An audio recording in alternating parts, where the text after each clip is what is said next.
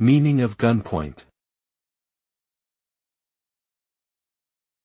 Gunpoint.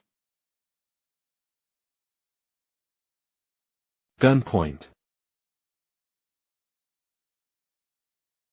Gunpoint. Gunpoint.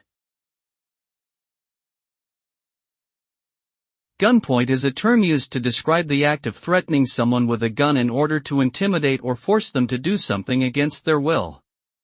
It refers to a situation where a person has a gun pointed at another individual, usually to demand obedience to certain orders.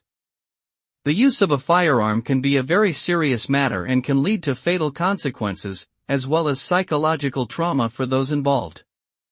Therefore, it is important to handle firearms with caution and only in situations where their use is absolutely necessary, such as in law enforcement or self-defense.